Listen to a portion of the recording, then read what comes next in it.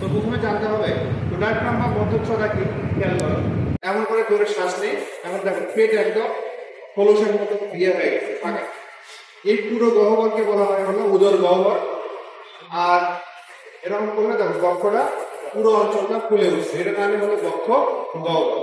উদর এবং বক্ষ গহ্বরের মাঝখানে, ঠিক আছে, এই বরাবর দেখো নরম জায়গা দেখা যাচ্ছে, এই বরাবর ছাতার মতো একটা পেশি আছে, এর নামে হলো ডায়াফ্রাম বা মধ্যচ্ছদ।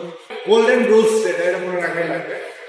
ডায়াফ্রাম যখন সংকুচিত হয়, দেখো ডায়াফ্রাম সংকুচিত হলো, উদর গহ্বরের আয়তন কমে, বক্ষ গহ্বরের আয়তন বাড়ে। ডায়াফ্রাম দেখো এবার, ঠিক আছে, প্রসারিত হলো, তখন উদর গহ্বরের আয়তন বাড়ে আর বক্ষ গহ্বরের আয়তন কম। এটা হলো আমাদের ধরে একটা বাক্স, এই বাক্সটা এই পর্যন্ত আছে, ওকে, এই পর্যন্ত আছে। এর ভিতরে একটা বেলুন আমি ফুলে রাখছি। এই বাক্সের ভিতরে ধরো বায়ুর চাপ এখন হলো 10 প্যাসকেল, ওকে। বাক্সের ভিতরে বায়ুর চাপ এখন কত? 10 প্যাসকেল। আমি এখন এই বাক্সের আয়তন যদি বাড়াই, বাক্সের আয়তনটা আমি বাড়িয়ে দিই, ধরো এই পর্যন্ত বাক্সের আয়তনটা বাড়িয়ে দিই। যদি কোনো পাত্রের আয়তন বাড়ানো হয় তখন তার ভিতরে যে গ্যাস থাকে তার চাপ হলো কমে যায়। তাহলে এখন বায়ুর চাপ কি হবে? কমে গেল, ধরো 8 প্যাসকেল হয়ে গেল। এখন বেলুনটা যে অবস্থায় খোলা ছিল, এই বেলুনটা কি এখন আগের মতোই থাকবে নাকি খুলে যাবে? খুলে যাবে। তার মানে বেলুনটা এখন কি হয়ে যাবে? বড় হয়ে যাবে। বেলুন যখন বড় হয়ে যাবে তখন এর ভিতরে বায়ুর চাপ কি হবে? কমে যাবে। তখন বাইরের পরিবেশ থেকে বাতাস এই বেলুনের ভিতরে প্রবেশ করবে, ওকে। আর এই রুলসটা করে রাখি আমরা, বক্ষ গহ্বরের আয়তন যখন বেড়ে যায়, বক্ষ গহ্বরের আয়তন বেড়ে গেলে এর ভিতরের বায়ুর চাপ কমে যায়, তখন ফুসফুসের ভিতরের বায়ুর চাপ বেড়ে যায়, ফলে ফুসফুস কি হয়? প্রসারিত হয়। ফুসফুস প্রসারিত হলে তখন বাইরে থেকে বাতাস ফুসফুসের ভিতরে প্রবেশ করে, এটাকে বলা হয় হলো কি প্রশ্বাস, ওকে। তাহলে বাতাস ঢোকার পরে কি হয়? ফুসফুস বড় হয় না, ফুসফুস বড় হলেই কি হয়? বাতাস ভিতরে প্রবেশ করে। ঠিক আছে, তখন প্র্যাকটিক্যাল দেখি আমরা। এটা হলো বক্ষ গহ্বর, আর ভিতরে যে বেলুন দেখতে পাচ্ছ, এই বেলুনটা হলো তোমার ফুসফুস।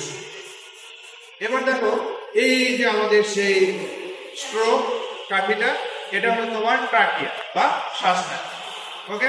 আবার মিলাই নেই, বক্ষ গহ্বর, এটা হলো বক্ষ গহ্বর, এই যে এটা হলো আমাদের ডায়াফ্রাম, ডায়াফ্রাম এখানে আছে, আর শ্বাসনালী হলো আমাদের এই পাইপটা।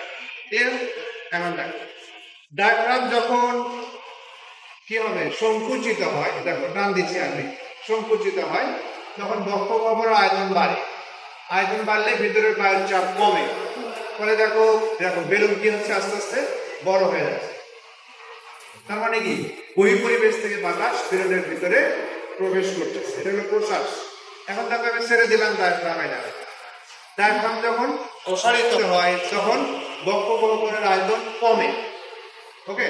ভিতরের বায়ুর চাপ বেড়ে যায়, ভিতরের বায়ুর চাপ বাড়লে তখন বাইরে থেকে বাতাস না ঢুকে ভিতর থেকে বাতাস বাইরে বের হয়ে যায়, এটাকে বলা হয় কি? নিঃশ্বাস। আমরা বারবার দেখি এটা, একবার সমানে শ্বাস নিচ্ছে আর নিঃশ্বাস ছাড়তেছে, দেখো এ দেখো, খেয়াল করছো? যতবার ডায়াফ্রাম সংকুচিত হবে ততবারই তুমি প্রশ্বাস নেবে, যতবার ডায়াফ্রাম প্রসারিত হবে ততবারই তুমি কি করবা? নিঃশ্বাস, নিঃশ্বাস ছাড়বে।